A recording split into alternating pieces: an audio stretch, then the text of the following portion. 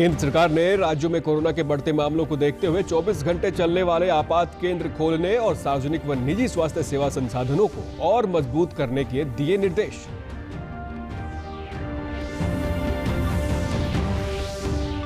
केंद्रीय पर्यावरण मंत्री प्रकाश जावड़ेकर ने जलवायु परिवर्तन पर जताई चिंता। कहा, भारत का वैश्विक कार्बन उत्सर्जन में केवल 3% हिस्सा।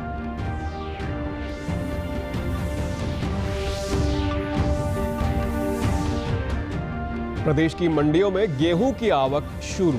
किसानों ने खरीद प्रबंधों पर जताया संतोष।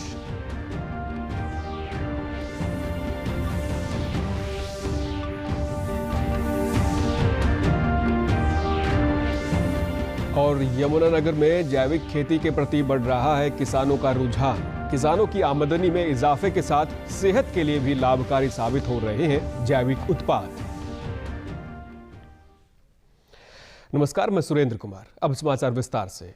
केंद्र ने उन राज्यों से तत्काल और प्रभावी उपायों के साथ ही मानक दिशा निर्देशों का कड़ाई से पालन करने को कहा है, जहां कोविड-19 के मामलों में वृद्धि और इनसे होने वाली मौतों के मामले दर्ज किए जा रहे हैं।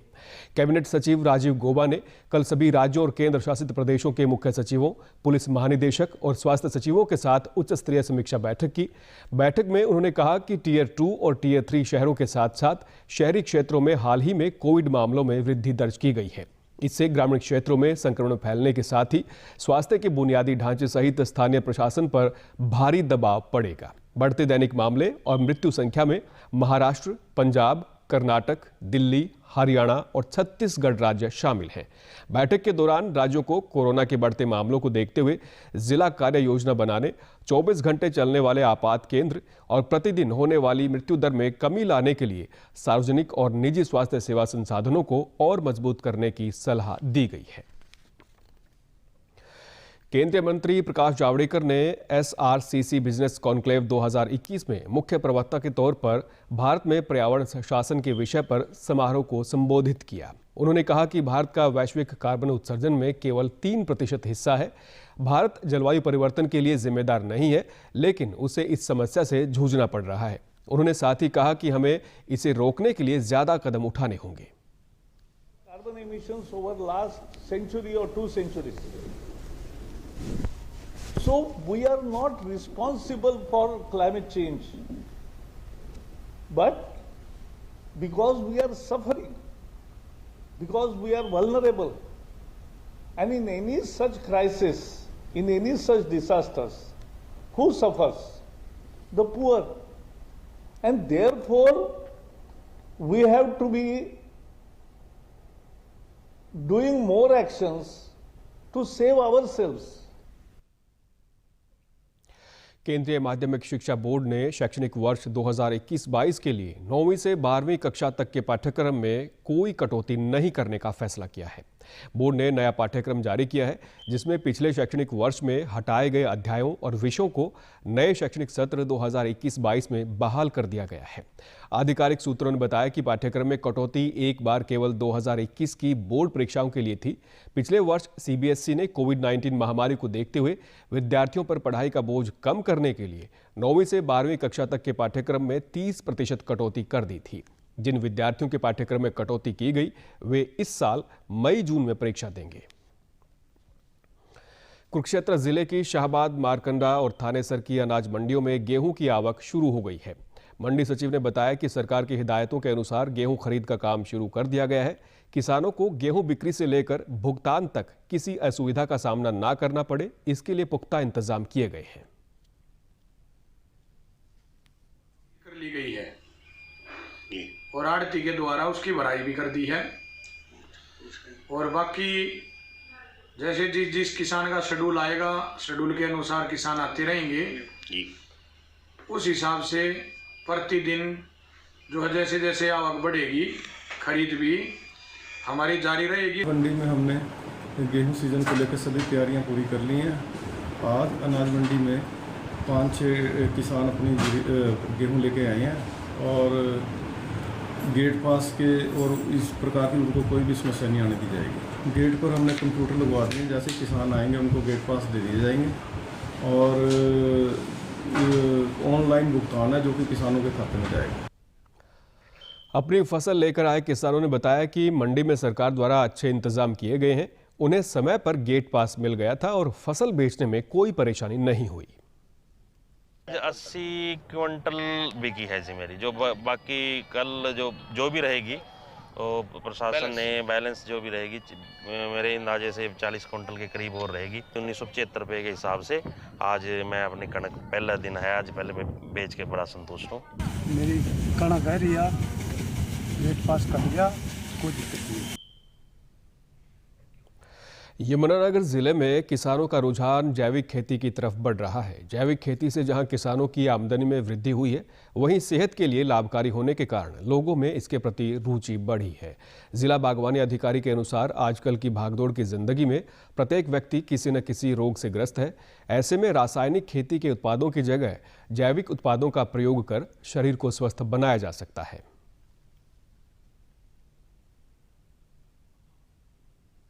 तो यमुनानगर जिले में 15-20 आदमी ऐसे हैं जो जैविक खेती की ओर अग्रसर हो चुके हैं। वो खेती कर भी रहे हैं और लोग उनकी डिमांड के अनुसार जो है उन पे पूरी नहीं हो रही है। लोग उनका जो भी प्रोडक्ट है वो खरीद रहे हैं। अब जैविक की तरफ हम बात करें तो लोगों का रुझान अच्छा है। लोग 2 गुने 3 गुने पैसे दे करके भी जो है वो प्रोडक्ट खरीदने के लिए तैयार हैं। जैविक खेती करने वाले किसानों ने बताया कि जब किसान रासायनिक खेती छोड़कर प्राकृतिक खेती में आता है तो 3 साल ज्यादा मेहनत करनी पड़ती है और सामान्य उत्पादन मिलता है। 3 साल के बाद उत्पादन कई गुना बढ़ जाता है और किसान की आय में 4 गुना तक बढ़ोतरी होती है। जी का जो सपना है कि किसान की आय डबल हो, आप डबल नहीं, आप 3 से 4 गुना 5 गुना कितनी भी कर सकते हैं। इस प्राकृतिक खेती में आपकी के लिए एक संभावनाओं का रास्ता खुलता है और मेरे उपभोक्ताओं के लिए भी जहर मुक्त उत्पाद उनके स्वास्थ्य को भी बलवान करता है, क्योंकि जितनी मिट्टी बलवान होगी उतना ही पौधा बलवान होगा। बहुत ही अच्छी पत्ती है। इसमें कठिनाइयाँ तो हैं, लेकिन ये एक अमृत है मनुष्य के लिए। और केमिकल में तो कठिनाई कम है, लेकिन उसमें तो वो जीवन की बर्बादी है। देसी गाय के गोबर और गौमूत्र से नीम अस्त्र, अग्नि अस्त्र, जीवामृत, घनजीवामृत, ये सब चीज़ें बना के हम बिल्कुल ऑर्गेनिक खेती करते हैं। अगर हम ऑर्गेनिक फार्मिंग को रिलीजियसली फॉलो करें और शुरू के 2-3 सालों में हिम्मत ना हारें तो हम इससे अपनी आय दुगनी, तिगनी, 4 गुनी तक कर सकते हैं। इसमें इतना स्कोप है, बिल्कुल है। झज्जर के उपायुक्त जितेंद्र कुमार ने कहा है कि रबी फसल की कटाई के दौरान किसान फसल अवशेष न जलाकर पर्यावरण संरक्षण में अपनी भागीदारी निभाएं। उन्होंने किसानों से फसल अवशेष न जलाने का आह्वान करते हुए बताया कि खेतों में फसल अवशेष जलाने से जहां वायु प्रदूषण होता है, वहीं श्वास संबंधी रोग भी होने की आशंका बनी रहती है। उन्होंने बताया कि जिले के सभी ग्राम सचिवों व पटवारियों को निर्देश जारी किए गए हैं कि वे कटाई सीजन के दौरान फसल अवशेष जलाने के संबंध में विशेष निगरानी रखें। अगर कोई मामला उनकी नोटिस में आता है तो इसकी सूचना प्रशासन को दें। उपायुक्त ने किसानों को जागरूक किया कि वे फसलों के अवशेष को हल से मिट्टी में मिला दें, जिससे कार्बनिक क्षमता बढ़ेगी। इसके अलावा फसलों के अवशेषों को स्ट्रा रीपर से भूसा बनाकर अपने पशुओं के लिए भंडारण कर सकते हैं। कोरोना वैक्सीनेशन अभियान के तहत सिरसा जिले में 45 वर्ष से अधिक आयु के लोगों को वैक्सीन लगाई जा रही है। एसडीएम जयवीर यादव ने बताया कि लोगों को मास्क पहनने के प्रति भी जागरूक किया जा रहा है। जो लोग कोरोना के मानक नियमों का पालन नहीं कर रहे हैं, उन पर कार्रवाई भी की जा रही है। साल से बड़े व्यक्ति हैं, उन सभी के वैक्सीनेशन कंपलसरी कर दिया है और हमारा जो टारगेट है 1,16,000 वो हम कंप्लीट करेंगे और लगभग 65% जो टारगेट है हमारा कंप्लीट हो चुका है। और मेरे लोगों से यही आग्रह है कि वैक्सीनेशन के साथ साथ जो मास्क है वो लगाएं और 2 गज की दूरी और जो बार-बार अपना जो हाथ हैं वो धोएं। जिला प्रतिरक्षण अधिकारी ने बताया कि जिले में कोरोना वैक्सीनेशन के लिए मेगा ड्राइव चल रही है, जिसके तहत 1,16,000 लोगों को वैक्सीन लगाने का लक्ष्य रखा गया है।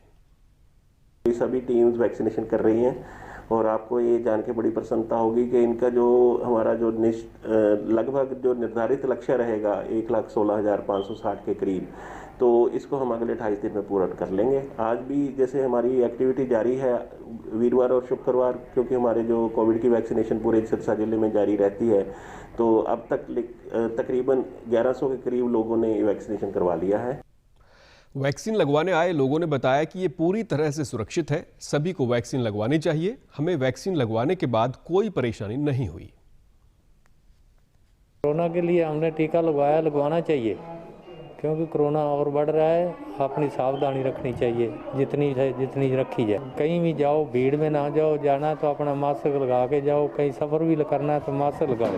बिल्कुल ठीक है, सुरक्षित, कोई दिक्कत को नहीं, सब लगवाओ लाइन। ना कोई दिक्कत नहीं आई, ना कोई दर्द है ना कोई और है, फिर ही कौन पड़े। टिक्को लगवाना आया हूँ, सब ने लगाना चाहिए, सारा का फायदा हुआ। तो कोई दिक्कत को नहीं, मैं कोई तकलीफ वगैरह और कुछ नहीं है जी, तो सही है बिल्कुल। कोविड मरीजों की संख्या फिर से बढ़ रही है। दर्शकों से अपील है कि कोई भी कोताही ना बरतें, सुरक्षा के सभी उपायों का पालन करें और 45 वर्ष से अधिक आयु के सभी लोग बेहिचक टीका लगवाएं। आप भी हमारे साथ सुरक्षा और बचाव के 3 आसान एहतियाती उपायों का संकल्प लें। मास्क हमेशा सही ढंग से पहनें, 2 गज की दूरी बनाए रखें और हाथ बार बार धोएं। छापरा भाटा में रात्रि विश्राम के बाद 2 अप्रैल 1930 की सुबह महात्मा गांधी अपने साथियों के साथ डिंडोली की तरफ निकल पड़े थे। उसी पथ पर दांडी यात्रा के लिए पदयात्री निकले, जहां उन्हें गोवा के मुख्यमंत्री प्रमोद सावंत का साथ मिला। रास्ते में महिलाओं और बच्चों द्वारा पदयात्रियों का भव्य स्वागत किया गया। दांडी यात्रा बापूजी के बताए हुए मार्ग पर आगे बढ़ते हुए वांज तक पहुंच गई है।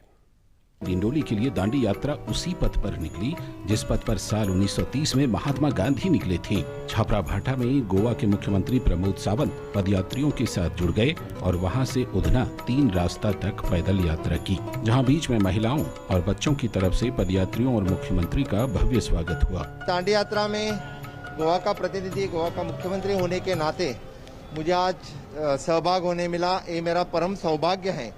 और इस दांडी यात्रा के प्रति फिर से एक बार देश में जो सत्य, अहिंसा और जो धर्म से, और मुझे लगता है कि राष्ट्र के प्रति राष्ट्र भावना जगाए, राष्ट्र के प्रति प्रेम जगाना, यही संदेश सबको मिलेगा। इसीलिए मैं माननीय पंतप्रधान नरेंद्र मोदी जी का बहुत बहुत आभारी हूँ।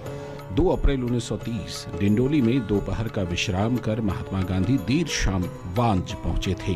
वांज में महात्मा गांधी के अफ्रीका से लौटने के बाद के कई साथी इस गांव के थे, इसलिए यहां के आगमन पर महात्मा गांधी काफी प्रसन्न दिखे। स्थानीय निवासी कल्याण जी भाई, कुंवर जी भाई और मिथुन बेन ने शाम को मशाल लैंप जलाकर गांधी जी का स्वागत किया था। पूर्वजों के कहने के अनुसार गांधी जी ने पहला सत्याग्रह किया था, ये नमक का उल्लंघन करने का, कि उसके आधार से अंग्रेजों की सरकार कमजोर बने। तब आए थे यहाँ सभा की थी, स्वतंत्र सेना भी आए थे, बहुत सारा प्रवचन किया, हरिजन लोग से भी बात की थी और सबको एकता का संदेश दिया था। डीडी न्यूज़ हरियाणा पर देश और प्रदेश से जुड़ी खबरों को विस्तार से जानने के लिए आप हमारे साथ फेसबुक, ट्विटर और यूट्यूब के माध्यम से भी जुड़ सकते हैं। हमसे जुड़ने के लिए आप हमारे सोशल मीडिया हैंडल को भी फॉलो कर सकते हैं। अब आप अपने मोबाइल फोन से QR कोड स्कैन कर हमारे YouTube चैनल पर सीधे पहुंच सकते हैं। अंत में इस बुलेटिन के मुख्य समाचार एक बार फिर। केंद्र सरकार ने राज्यों में कोरोना के बढ़ते मामलों को देखते हुए 24 घंटे चलने वाले आपात केंद्र खोलने और सार्वजनिक व निजी स्वास्थ्य सेवा संसाधनों को और मजबूत करने के दिए निर्देश।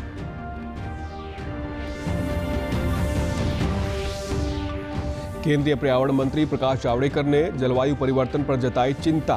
कहा, भारत का वैश्विक कार्बन उत्सर्जन में केवल 3% हिस्सा।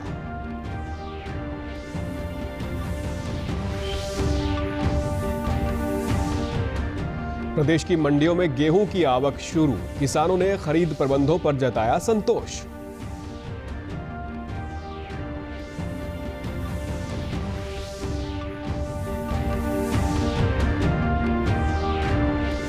और यमुनानगर में जैविक खेती के प्रति बढ़ रहा है किसानों का रुझान। किसानों की आमदनी में इजाफे के साथ सेहत के लिए भी लाभकारी साबित हो रहे हैं जैविक उत्पाद। समाचारों में आज इतना ही। नमस्कार।